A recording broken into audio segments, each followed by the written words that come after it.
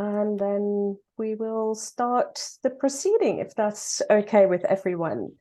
Welcome to our panel and our audience on this Zoom call, and also people who've joined us live on Facebook.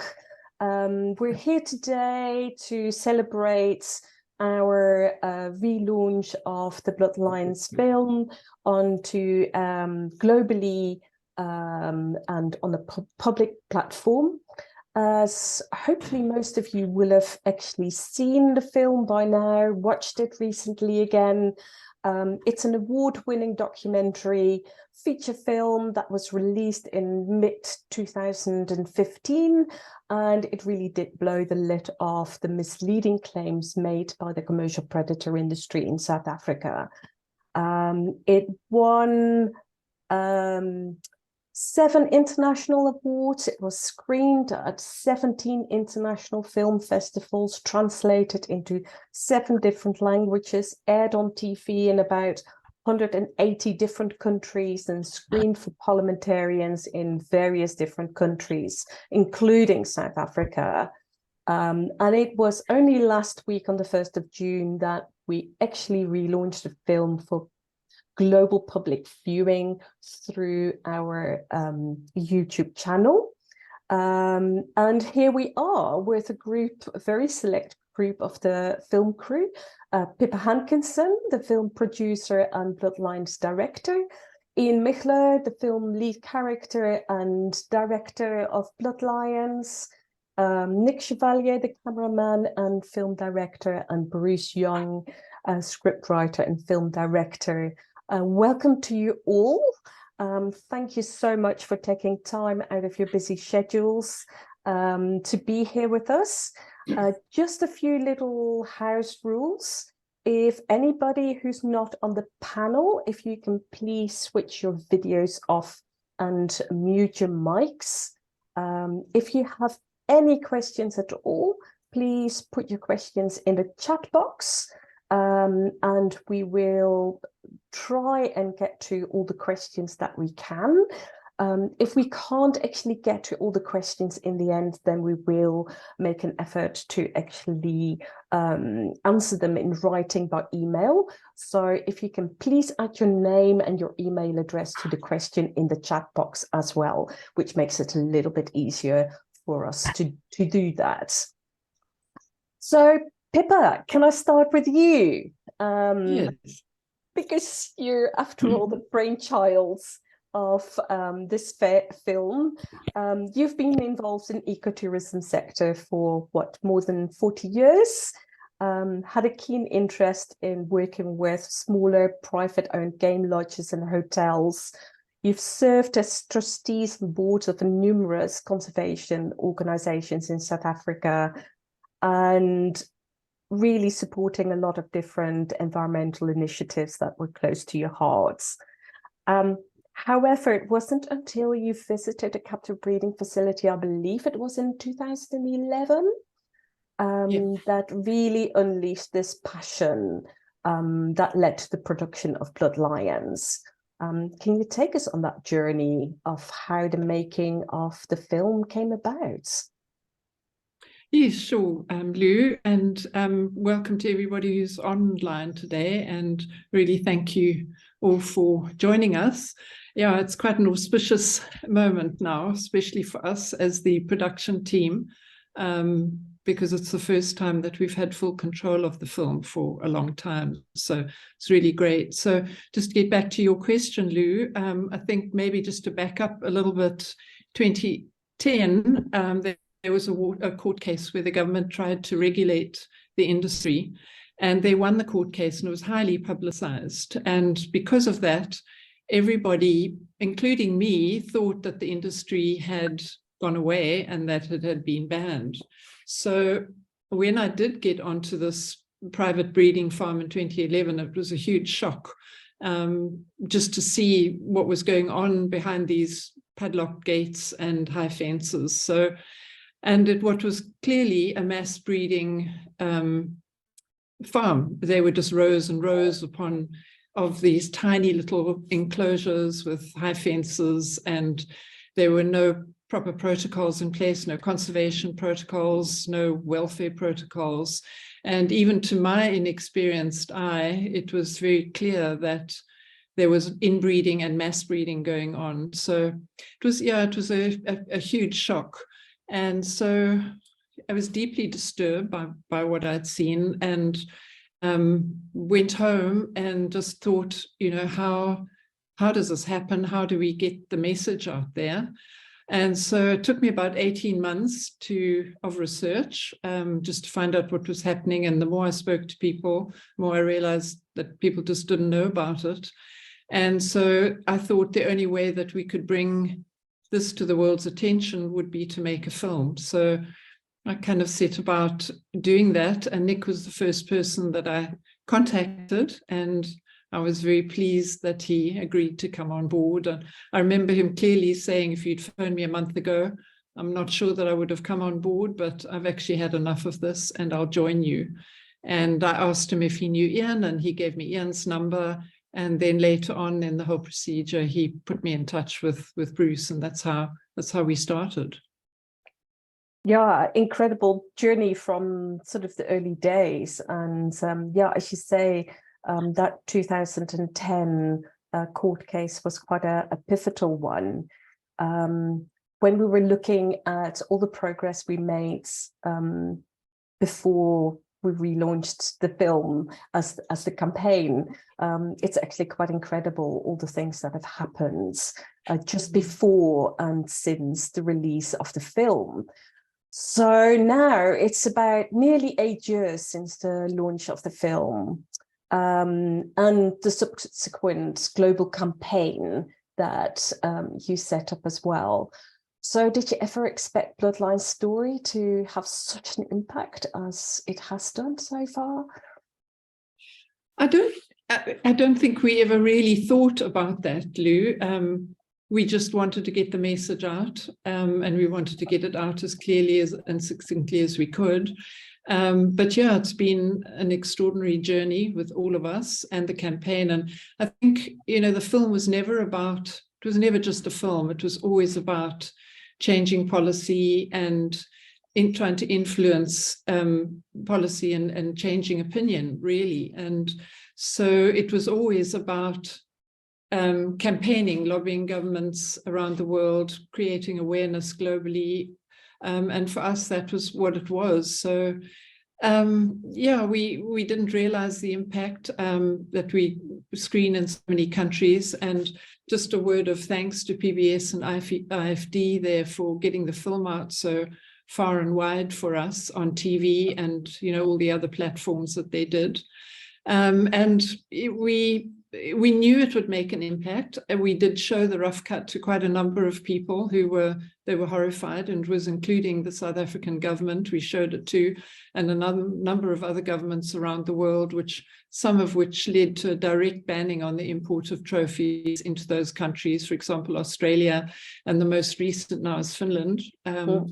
So, and it was screened in various parliaments. And we had the translations done. So we really didn't realize the impact we had, but we also knew that with a lot of hard work, perseverance, and dedication, that we could make an impact.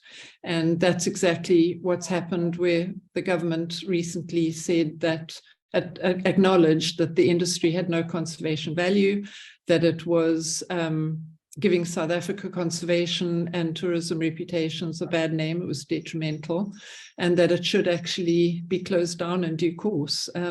So that's something that we never expected, and that's been amazing. And we're on that journey now, and we just remain committed to that. So going forward.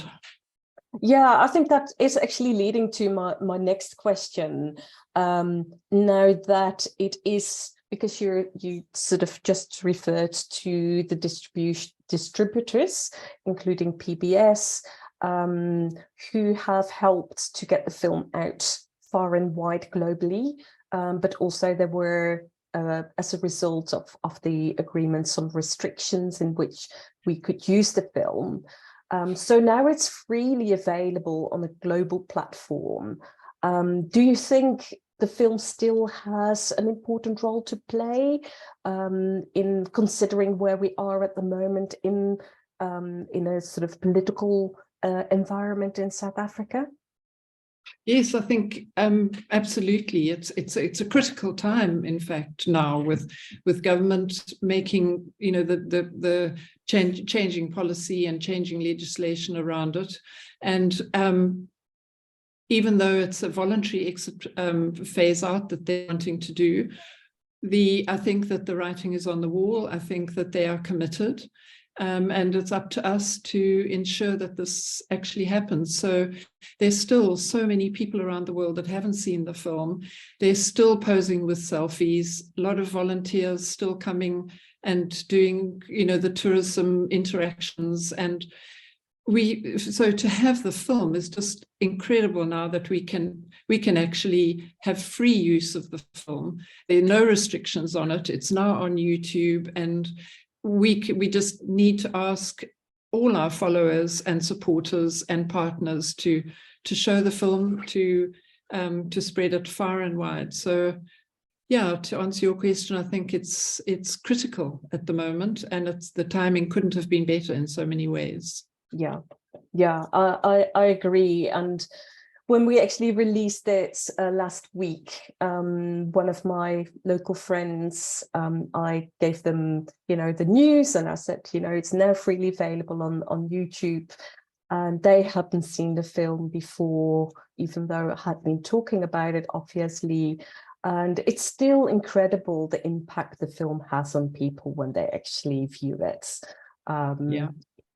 So yeah, I think you're absolutely right. It's a pivotal moment that we're at right now in South Africa. Can I go on to Ian? Ian, you are a founding partner in an ecotourism operating business and a specialist wilderness guide and consultant and environmental journalist and author. Ian has got quite a few of credentials to his name, but you've lived and worked across Africa for so many years, and you've been following this very sinister industry for pretty much from the start, from the late 1990s, if I'm correct. How did you initially get involved in researching the captive lion breeding industry so early on? Thanks, Lou, and thanks to Pippa and to everyone who's come on board to be with us today. So my interest actually goes back to the mid-1990s, about 94, 95, when I was living in the Okavango Delta in Botswana. And I started my journalism career by looking at the so-called sustainability of trophy hunting for lions. Back then, the northern Botswana was basically controlled by the hunting companies, and the photographic or ecotourism operators were small, much fewer of us in number. And the conventional thinking was that the best option we had of securing the future of lions was to kill the gene pool, and that was a complete contradiction in terms to my way of looking at it. So I started looking at the sustainability of trophy hunting lions in the wild.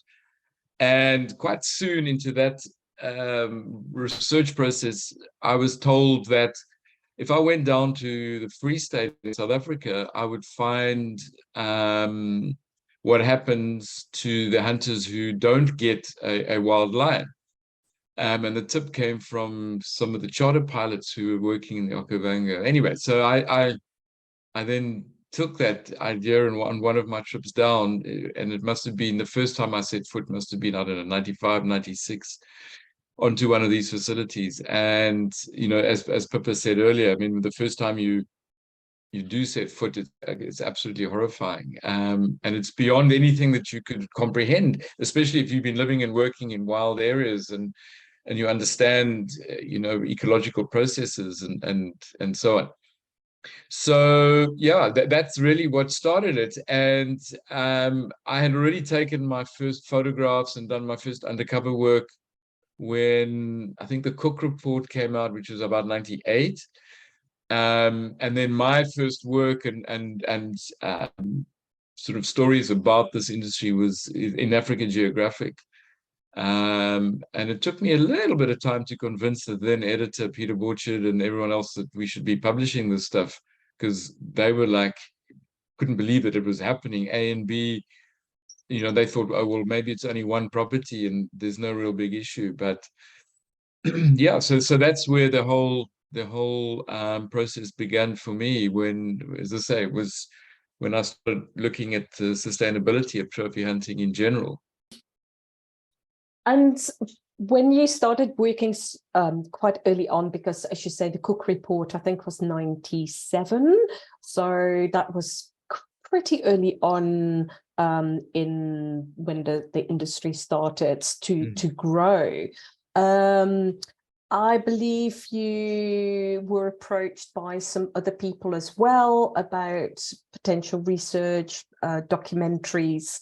So before Pippa approached you eventually, so why did you choose to work with Pippa, and why did you turn down the others? Oh, Pippa.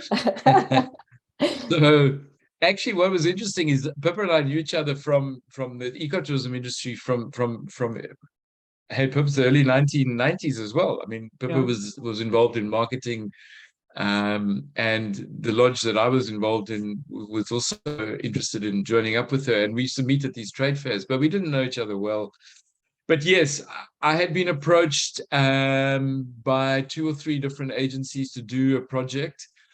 And what's interesting is Nick and I had actually spoken about it as well, because Nick and I have been friends for ages. And I said to Nick, come on, man, let's just go, you're the 2 of us. And I tried to lure him to come away and spend a few days with me, and just to get some footage, you know, because, you know, I mean, and so, but I hadn't got a good feeling about the other approaches, primarily because they wanted to always dumb the project down, and they wanted to, you know, you can't make it too heavy, and it mustn't be too scary, and I just never felt completely right about the project. But I also knew that a film had to be made, because I had by that stage done, I don't know, 4, 5, 6 exposés of photographic images in Africa Geographic, but a host of other magazines, and I'd written stories and features, and realized that the story doesn't get the same visual impact as the film does. And then I won't forget, I mean, the day Pippa phoned me, I was on my way to the airport to go to the US. And when we had our first discussion, and, you know, I just said to Pippa, and I got a great feeling from her already, because in that initial discussion and then the subsequent ones, that she shared the same passion and commitment to dealing with the real issues. And we discussed, you know, the 3 things that I had in mind. One was that it had to have a campaign with it. Secondly, not to dumb the message down. And then thirdly, to shift the narrative to the center. And I remember this very strongly, saying to everyone, is that we had to move the message to the center of the political spectrum in conservation. And if we fought it from a particular extreme, we would never be heard. We needed to get the conservation community, the lion scientists, the ecotourism community on sides. And so to cut out extremist voices, actually, and to have voices in the middle. And Pippa was completely in agreement, and she has similar thoughts, and so it was an easy decision. And when I heard that, and when I knew that Nick Chevalier was involved, how can I turn that down as well? I just knew that working with Nick would be incredible, and knowing the man and his ethic, and of course, you know, and then so off we went, the 3 of us. And as I say in my recent book published, I say that they trusted me to take them into the lion's den, and that was important. Nick and Pippa trusted me, and they trusted what I knew and how to lay out, you know, the horrible imagery, and that's very important, and they did. And so we came out unscathed, but with some terrible stories to tell. And your couple of days of filming turned into a little bit longer than that, Ian. Yeah, well, so the political campaign still goes on, and I'm now far more involved because, Lou, thankfully we have people like you who are immensely capable in running the global campaign for us, which means that Pippa and I can focus on the behind the scenes stuff. But yes, so from a political perspective, I mean, our work is not done, and so I have a deep commitment to continue this process at a political level, and fortunately, we've been successful in turning our ministry, and but that's been a logical process by bringing on the conservation community, the lion scientists, and the ecotourism community, the legitimate players, and it's the ministry now understands, and so there's work to do still to be done to ensure that the political process becomes successful. And let's not kid ourselves. There's lots of things can obstruct this process still. Yes. Okay, let's turn back to the making of the film. But I totally agree with you, Ian. The political process is hugely important, and we're not quite there, but we've never been closer than we are at the moment to seeing this industry close down. Nick, if I can turn to you, I think you come from a long journalism background, including radio and TV and news-based outlets in South Africa. You formed your own company, really focusing on nature and socio-environmental documentaries, with a very strong focus on wildlife conservation. And you've tackled quite a lot of different themes, but mostly have been sort of quite positive stories and beautiful landscapes. So why did you accept to work with Pippa and Ian on this story that really does deal with the very dark side of conservation? I wouldn't even call it conservation, actually, but the darker side of wildlife and the commercialization of our wild assets. How did you get from the sort of prettier end to the darker side, and how did you experience that? Thank you, Louise, and thanks to everybody else who's here today and who's tuning in or viewing in. Well, you know what, along the way, it hasn't all been pretty stuff prior to Bloodlines. There's been I've just done a lot of stuff dealing with species that are teetering on the brink, habitats that are being fragmented. Other forms of hunting have come onto the radar, and it's always been in the back of my mind, and it's always been a troubling issue in terms of the whole. I personally always found it difficult to get my head around certain elements of that whole industry, and I never felt comfortable with it. I also even used to read, I still do, but I used to read Africa Geographic. I also read Ian's articles that came through Peter Borsch's mag at that time.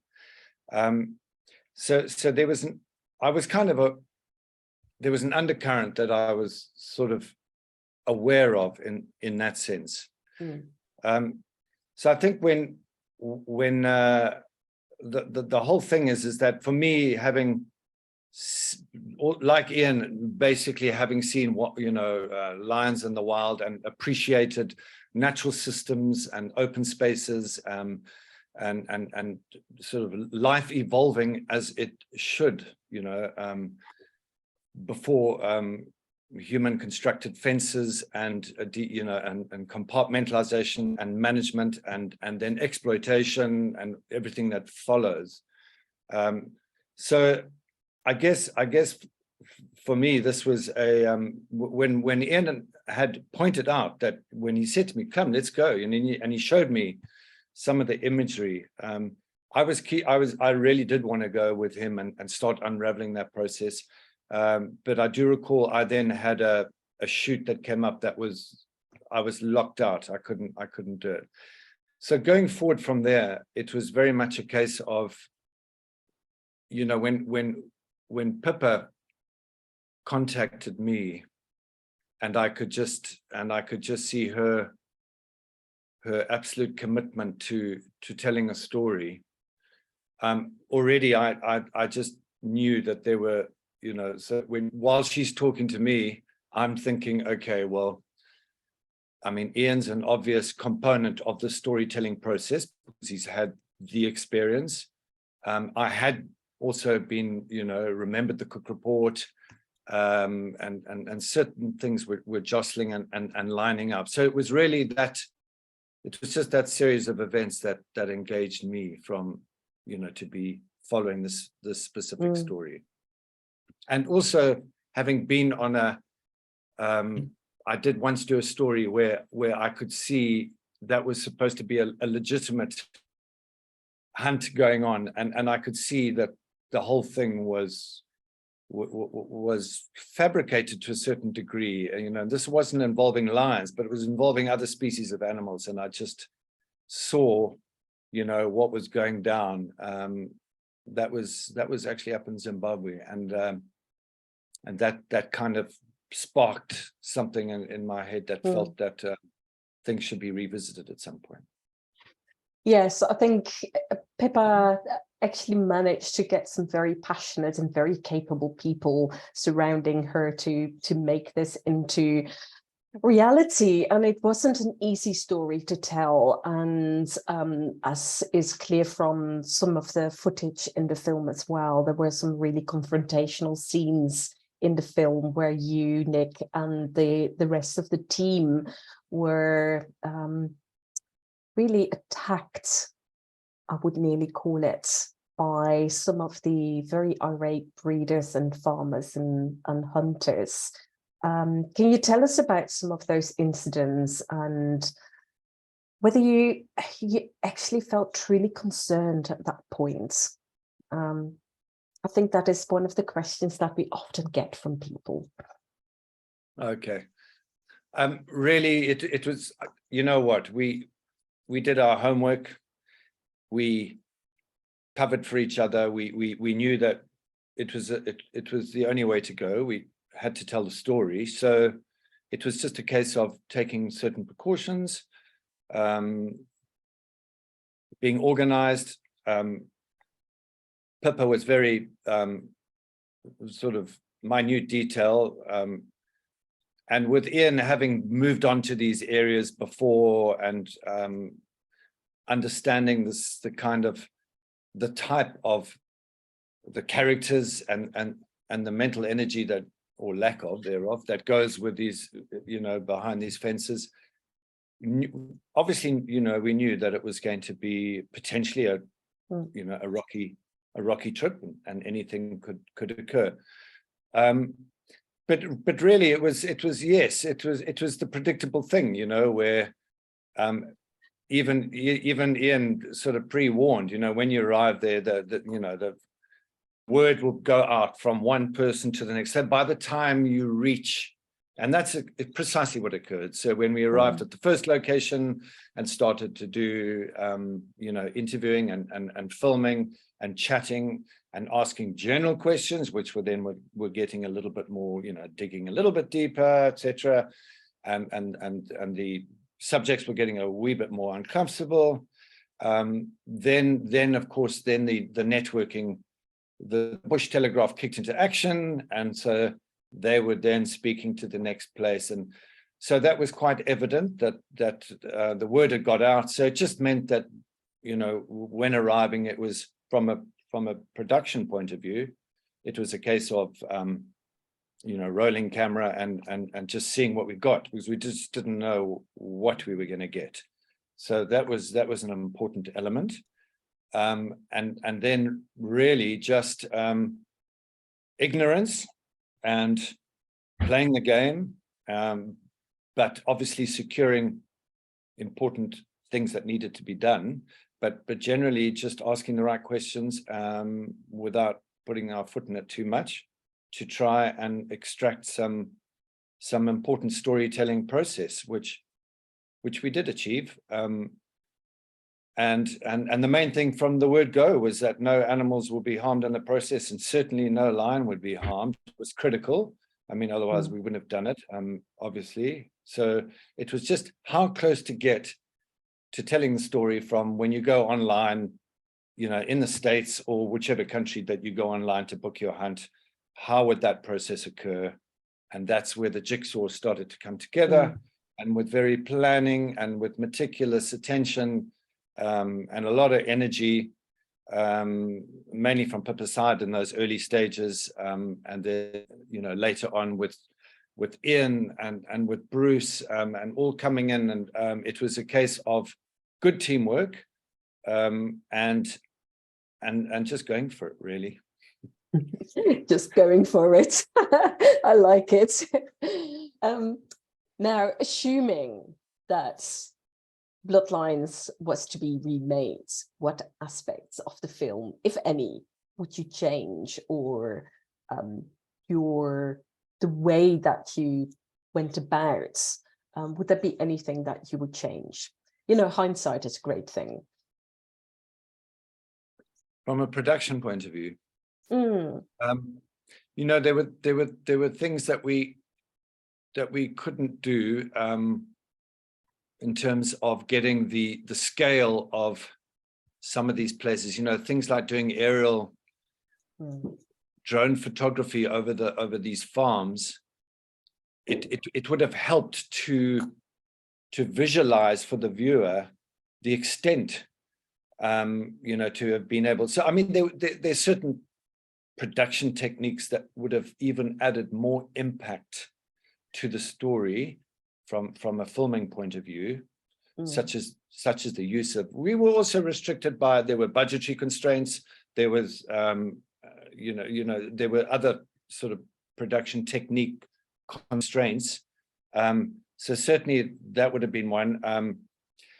I guess what would have been amazing, we were very fortunate that, I mean, that we had Insider, the volunteers themselves and the researchers from the inside were critical in our storytelling process to get us the kind of images up front, alongside with Ian's early images that he did. Those early, you know, the volunteer stuff was important. So, I mean, it would have been great to have had more time to have distributed some more cameras around and about, with more people on the ground who were working with these animals, you know, working with the lions and working and volunteers. If we had had the time to really, we could have come up with even more powerful imagery if we'd had the opportunity to get sort of more involvement with the people who were already behind the fences, capturing certain scenes, and you know, and being able to possibly set up more inside situations where, from the hunting community, you know, that we identified hunters who did not enjoy this practice at all, and who are still very critical of the whole process. And once again, if you know, there were certain time constraints that we were working against. So I guess a little bit more pre-production time might have helped to even set up more powerful situations that we could have captured in that sense. And then it gets down to the actual utilization of certain equipment that could have even, you know, more expensive equipment that could have enhanced the storytelling process. But otherwise, I think the general approach that was taken was the good one, was the right one to take. I agree. If I could just interject there, I think one of our biggest challenges were budget. Yeah. That was always the thing. We did it on a shoestring. Yeah, absolutely. So that correct. So that, you know, one could have worked on various levels to really go for high impact and thorough investigative reportage if there had been a, you know, a larger budget. So it was working definitely within those constraints. Yeah. Yeah. Thank you. Thank you. And then last but certainly not least, Bruce, I think you've spent your life telling stories, mostly on film. And I think you even started as an actor, but later in production and now writing and directing and producing. I think Blood Lions, if I'm not mistaken, was your directorial debut. And after which you also wrote, directed and produced Eye of the Pangolin, also very well known. And like Blood Lions, that is also a film that at the heart has an awareness campaign. And I think it is so critical for the longevity of these documentaries to have those campaign elements associated. But as the director, film director of Blood Lions, you had a very vital role in displaying the horrors and the dark side of the captive breeding and count hunting in South Africa, and to get that principal message across without really becoming maybe too dark for people. Can you tell us about that challenge? And with hindsight, do you think the film managed to achieve that? Thanks, Louise. Yes, on that point in particular, we were very fortunate at a fairly early stage in our process to have the input of a director in the States called Louis Sohoyas, who Pippa contacted and actually went to see, if I'm correct in my memory. And he was the director of The Cove, which won an Oscar in 2010. But as I think he said to you, Pips, that they made a mistake in putting too much blood and gore and horror on screen. So where they got critical acclaim and they won the Oscar, they didn't get their primary objective, which was bums on seats and eyeballs. And so he said to you, if I recall, that it would be very smart for us not to put too much of the horror of this industry up on the screen. Tell the story, and then I come to Ian's advice, which rings with me every day when I'm working on any story now, is hold the middle ground, as he said earlier. Tell the story from the center. And so not to make this a horror fest that absolutely appalled people so much that they didn't want to watch it. And I'm sure all of us have had friends and people who we know and have sort of asked to take a look at the film. And I've certainly had people say, I can't watch that kind of thing. It's too horrific. And I would say this, there's only, less than a minute of lions dying in an 84-minute film. Actually, there's horrific images nevertheless, but of actual lions dying is less than 60 seconds. And when they watch it, if they do go and watch it, they come back to me and they say, thank you. Everything about the subject led us to believe we were going to watch something truly difficult on the screen. But where it was difficult, it wasn't horrific, So that was really, really good advice. And I'm pleased that Dave Cohen and I, the editor, were able to limit that aspect of it, but keep the intensity of the story and the true horror of the story, which is far more multifaceted and layered than just lions dying on screen, Yeah, Yeah, I agree. It is getting that balance right, and I think you've done it so well. And I have to say, my first when I went to the launch in Cape Town in the Labia in 2015, I have to say I came out of the cinema sobbing, because I was totally ignorant at that time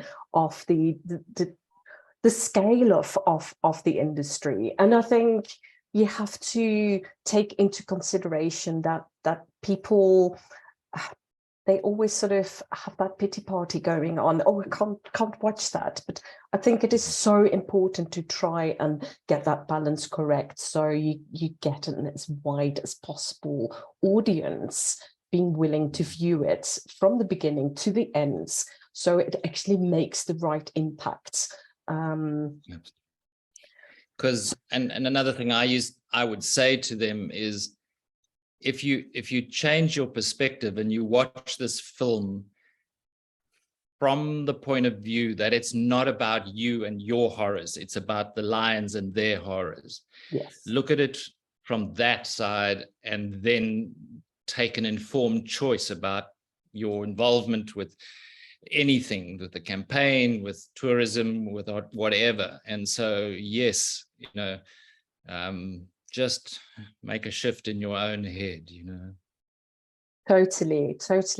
I think Bloodlines was your first serious environmental film, if I'm not mistaken, and you have gone on to other directing other award-winning documentaries, including The Isle of Pangolin. So what were the most important, except for what we were just talking about, getting that balance right, what were the most important lessons that you learned while directing Bloodlines? Yes, I like to think of myself as like an innocent babe in the woods before I met Pippa Hankinson, I had been involved in some wildlife writing project. I'd been a writer on a number of wildlife projects. And when Pippa contacted me and we met at the Vida Cafe at the airport, because she was so busy that was our only connection point. And we sat there, and I was immediately caught, as Ian said, by Pippa's passion for this project and this story. And I'd quite honestly never really met anyone like her, who was so inexperienced in a world, but she was still prepared to dive in and make this film happen, And initially, I was drawn to that. I was drawn to Pippa's commitment to making a difference, making something happen through film, which has always been my passion. And so, for a good few years since Bloodlines, I've always adamantly maintained that I'm a filmmaker first, and I'm involved with conservation secondly. But as the years have gone on and I've found my groove in this world, I feel much more like a filmmaker conservationist.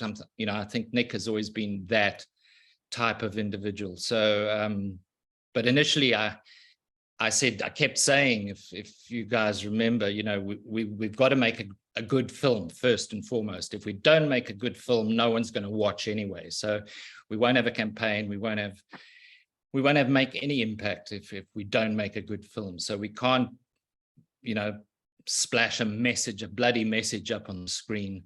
We have to tell a film observing all the classic refining details of how you engage an audience for 84 minutes, Yeah. So yes, I've come a long way since that day at the Vida Cafe, but there's a title in there somewhere. But I'm enormously grateful for the experience that I had with this group of people, and which continues. I mean, the fact that we're sitting here today, 7-8 years after the launch of that film, is just, it's remarkable. And that's why I think the Bloodlines story, in terms of using film to make an impact and make change happen on the ground, is a very important story in itself, Definitely.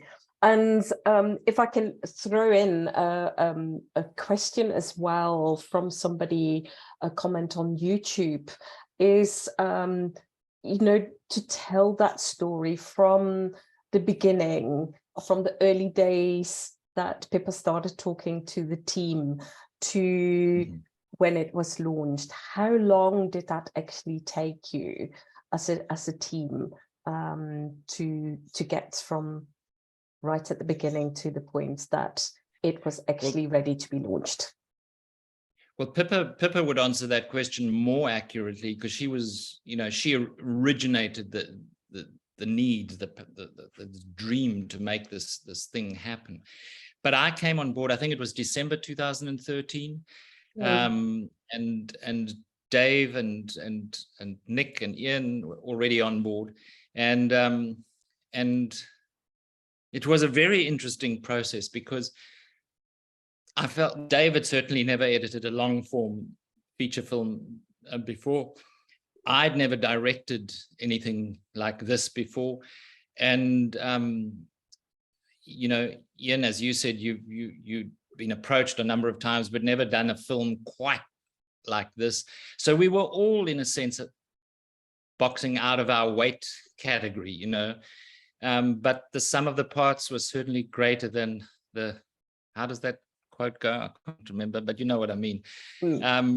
We made this film as a team. We were all committed to it, and Ian brought Jeremy in, who helped enormously particularly at the back end. So yeah, there were many times, in spite of the fact that it was very intimidating and very scary. And I know Pippa lived deep under her duvet for many months at a time, you know, because to come out and face the music was tough. But this film has been touched by something greater than all of us put together many times over. And that's why we're sitting here today, still talking about it, and in a situation where the South African government is committed to changing the laws, and we're all very hopeful, in spite of the fact that there's a long way still to go. We're very hopeful that the objective of the film will have been achieved, which was to shut this industry down, because it's just not right. It's wrong. Thanks, Bruce. Yeah, I can only echo that. I've got a few questions from people who are actually online and on this Zoom call. I'll try to direct them to the right people, but feel free to sort of put up your hand and go, yes, I'm quite happy to take that. Because I think we have come to that point where, you know, we've got this film, it's still extremely current. 8 years on of the film, 8 years of campaigning. In May, the 2nd of May 2021, that day will always remain in my mind, because I remember the whole Bloodlines team being online, listening to Minister Barbara Creecy making the announcement on the HLP reports. And we really did not have any idea where that would go. But I do remember that the whole team, we were all in tears of happiness. So we get this question quite a lot after that, that announcement where, and I would have to dig deep to get the exact wording that Minister used, but the Minister basically announced that South Africa would no longer be breeding and trading in captive bred lions, and would not have captive bred lions in captivity. And that she would instruct her department immediately to take steps towards that. So the question that we get a lot is, what is the current status of the fight to end this industry? And has South Africa actually made it illegal? Now, I don't know, maybe Ian or Pippa, you may want to take this question. Ian, I'm happy if you want to take that one. You're muted, Ian.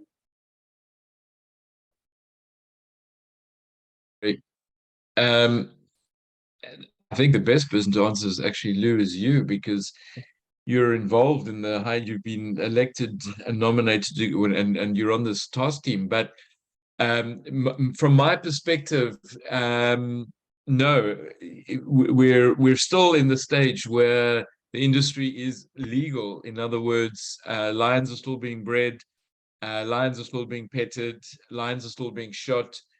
And while there is zero lion bone quota, from the official sources, the lion bones are still being exported illegally. So, there's plenty of work still to be done. But I think from the positive point of view is that the high-level panel that the minister appointed, and this is for me the most positive thing of the whole lot, even if everything falls on its face again in months or years to come, and heaven forbid, is that at least we've been through a rigorous, democratic, widespread process in which the scientific community, the lion researchers, the conservation community, all the tourism community, everyone, the hunters, have all had their say about this industry. And the high-level panel, and I think there were 25 of them, voted clearly in a majority that this industry should be closed down, that it has no conservation value, it has no educational value, it is not contributing to South Africa's image, good image as an ecotourism destination. So that is now a record of fact that can't be taken away. So I think working from that, the task team came about, Lou, which you're involved in, to close this industry down. And so we're at the stage now where we've been through a whole range of stakeholder engagements, and I think that the ministry is now looking at the best options in which to incentivize for voluntary closure to start with, over a mandated legal closure, which may come down the line. So at the moment, we're still at the voluntary stage. And so we're looking at incentivizing people to voluntarily close down. And then what happens to those lions? Well, it's a combination of the fit and healthy ones trying to find them a decent home so they see out their lives after being sterilized. But those that are in a really poor condition, obviously euthanasia will have to be an option. So we're at a crucial stage in this process. The political will is there. The task team is there. There's funds that have been raised to assist the closing process. But it's now about seeing it through. Yeah. Would you like to add anything, Pippa? No, I think Ian summed it up very well. Yeah, I think that it's definitely a phase at the moment that we need to get through, and there is going to be that time where it's going to be really difficult to have to euthanize some of the lions. But I think my opinion is that the minister has put this voluntary option forward, so that the lion breeders will make their own decision about whether to continue or not. And what we're hearing is that there are quite a few of them that are not continuing to breed lions. So I think that was the aim. But yeah, it remains to be seen. I think the task team, we don't know what the outcome of that is yet, because the task team is still sitting. But they have been tasked with implementing and overseeing the plan to phase the industry out, and definitely has to start with sterilization. Yeah. Yeah, I think that is one of the things that we need to keep in mind. Although we may all feel that the process is going very, very slowly, and the wheels of government don't tend to turn very quickly, but to actually close or phase out an industry that has been around for so many years, which the government has allowed to grow and thrive in South Africa, you can't close that down overnight. We have to do it responsibly. We have to do it responsibly for the people involved, especially for the workers, the employees of these facilities, who are very often vulnerable workers as well. And we need to do it in a responsible manner for the animals involved as well. Yeah, and I think as Bloodlines, we've always said, you know, stop the breeding. Then once we stop the breeding, then the whole process, the whole thing becomes a time-bound system in a way. And that is just so incredibly important. And I think, yes, there is a question, and I think we've, both you, Pippa, and Ian, you've sort of answered that question as well. What will remain to the animals, the captive lions? And I think for many of them, it may be more humane to be euthanized properly. There's many animals in this industry whose welfare conditions, whose physical conditions are really substandard. There is one more question in here that I think is quite interesting, because it sort of shows, should we actually stop with lions? And there is a question here from Garen Kenny on Facebook. What's your take on people now hunting tigers and jaguars in South Africa? And we know that the industry is not just lions. We know that the industry involves many indigenous as well as exotic species. So again, I don't know, Pippa, do you want to start with answering that question? I'll try. I think what is very apparent is that exotic cats, particularly where we're talking predators, are not covered by legislation. So they have kind of slipped between the cracks in legislation and policy making.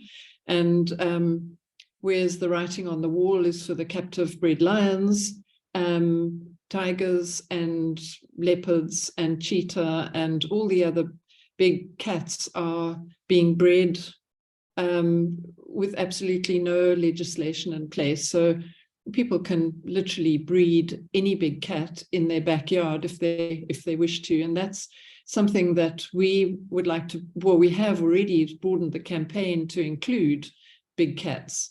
But I think it's sort of one step at a time, and maybe if we can get it right with the lions, maybe we can then, you know, put the pressure on government to change or to actually implement legislation that will protect exotic big cats in this country, because that's a real big worry.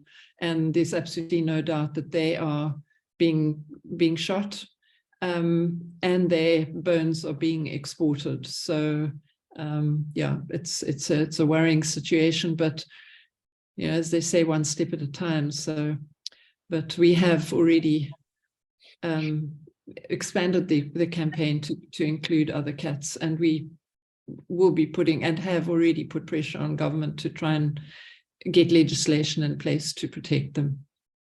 Yeah, thank you, Pippa. Anybody else who would like to add anything to that?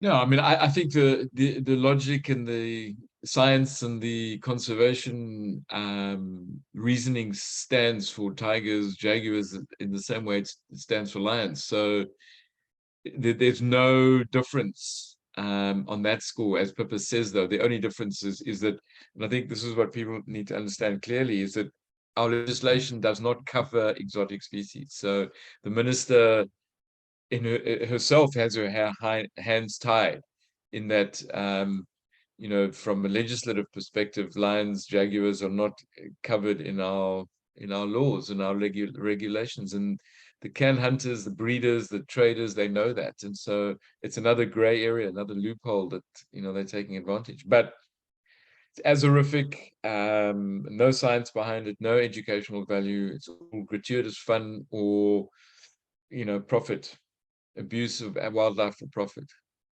Yeah. However, yes, the minister has, because they're exotic, they don't fall under any of our conservation legislation. However, in terms of their welfare, people would still need to comply to the Animals Protections Act. So that still applies to exotic big cats as well as indigenous. But you're right, in terms of conservation legislation, and also the interpretation of the different of the national legislation on provincial level has made it very complex. And yeah, it's not an easy one to navigate for the minister either. I'm not sure whether we've got any other questions left. Kath, I see that you have, I think to some extent your question has been answered, but it might be a nice way of rounding off and just go around the panel. You know, the 4 people who've been involved in the making of this film. Are there any regrets, or would you wish you've done anything different looking back now? And as I said earlier, you know, hindsight is always a great thing. But Pippa, can I start with you? Are there any regrets, or would you have done anything differently if you had that incredible hindsight vision? There's certainly no regrets. I would do it again. Obviously, you know, it would have been first prize to have a lovely big budget to make the film, but we didn't have that. And so I'm really grateful to everybody on the team, because everybody discounted rates. We borrowed and stole to get the film finished. So, and then gratitude to the campaign team. The whole campaign team has absolutely really just been incredible right from the beginning. Picked up before we even premiered, they started and have just amplified everything that we've done and created opportunities for new campaigns and got going.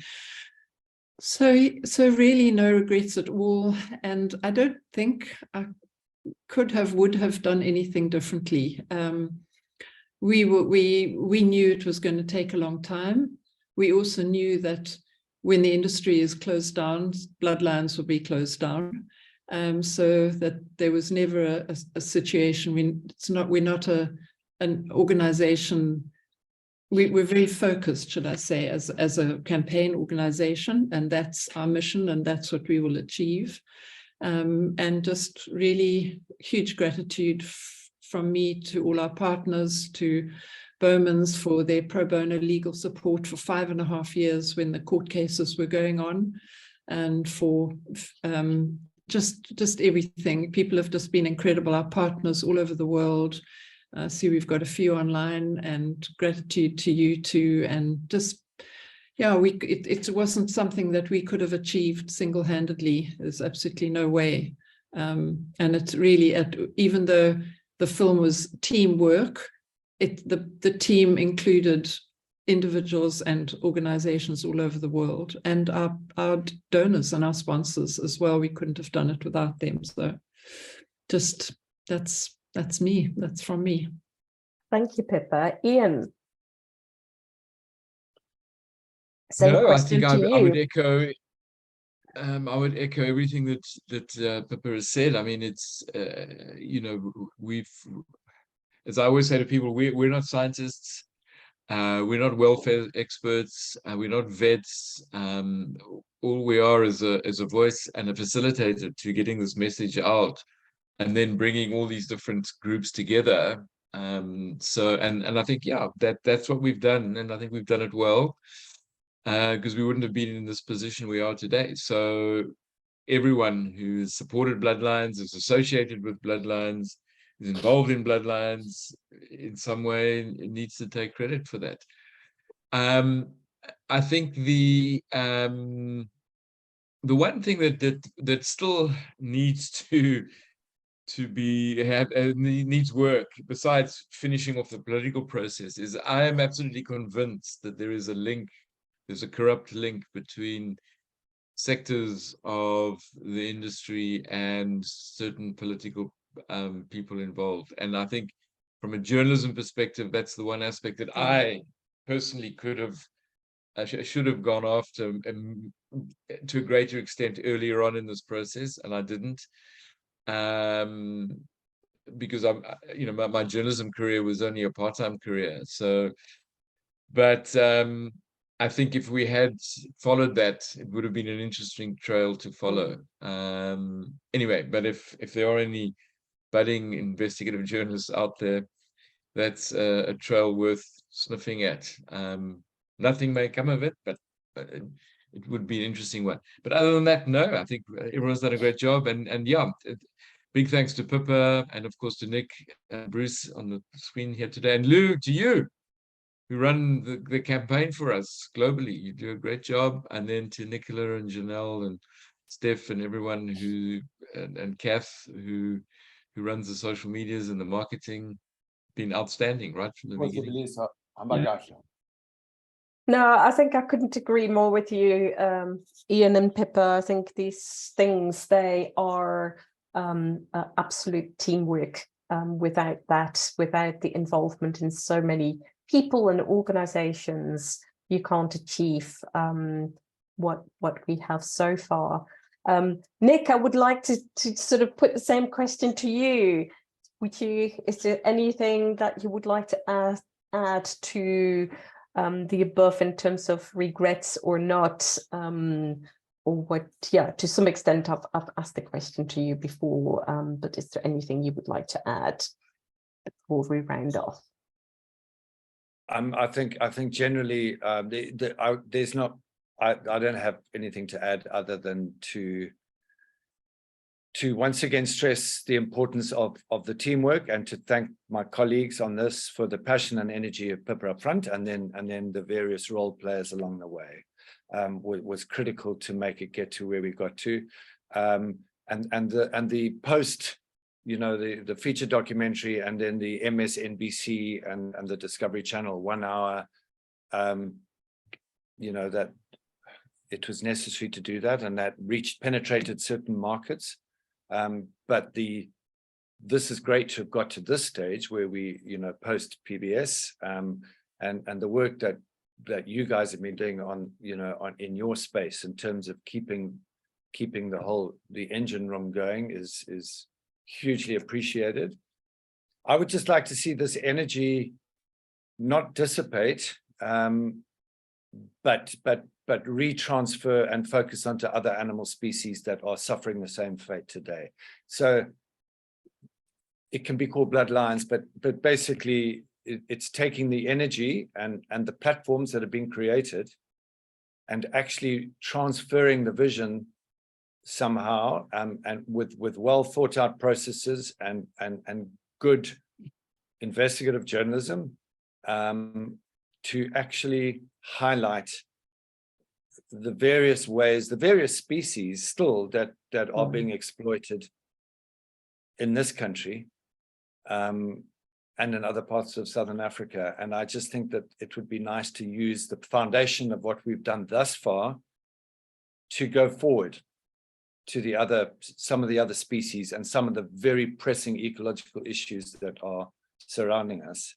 So that it doesn't just become this must continue, of course it must, but alongside this, the energy must transfer and influence the other, sort of eliminating and actually enlightening people as to what's going on, and getting to the policymakers and getting to people to realize that, what is going on with the tigers, what is going on with, well, there's a host of species, but anyway, so that's nothing to add to that. Thank you. I think Nick is volunteering here for a Bloodlines 2, but then looking at different species, and I'm looking straight at Pippa. Bruce, would you like to add anything as a closing remark? Just very briefly, I watched the film again in preparation for this afternoon. And I was struck again by the fact that no, as a filmmaker, I have no regrets. I think we did a really good job with the limited resources that we had. And Dave and I constantly would say to each other when we were considering a cut here or a cut there or bring this in there, we can never bore them and we can never confuse them. And I watched the film again very carefully. Was I ever bored or confused? Did my mind wander? And I feel we did a good job. And that is because of the people here and the team around us. And so for me, just to say, rather than any regrets, I feel it was an enormous privilege for me personally to work with these people on a project like this. And I'm extremely grateful because it's changed my life. And I'm very, very clear that, like Nick says, that there's so much more to work on. And if you can focus all the positive energy from here, take it forward, then we've done a bigger great thing than solving this one problem. So thank you everyone for that opportunity. Thank you. And yes, I cannot agree more. I think it is also, from my personal perspective, it's a great privilege to be involved in Bloodlines. It's a great privilege to be working with hugely passionate people, and the team, besides the film team that we have here, the campaign team is equally passionate about the topic, where we're going, where we are, where we're going, and the ways in which we do that. So it is a privilege, and I would like to thank all four of you, and of course all the other people that were involved in the making of the Bloodlines film, for your passion, for your time to make this incredibly important documentary. And I think we still, unfortunately, have a bit to go. But as I was saying earlier, I don't think we've ever been closer than we are now to really get to the whole aim and the goal of the film is to close the captive lion breeding industry down. So on that note, I would like to say thank you, everybody on here on Zoom and online on Facebook, and everybody who has been watching the film again on our YouTube channel. Please pass the message on. The film has been translated in several other languages, including Japanese, Hebrew, German, Italian, Spanish, Portuguese. Am I missing one out?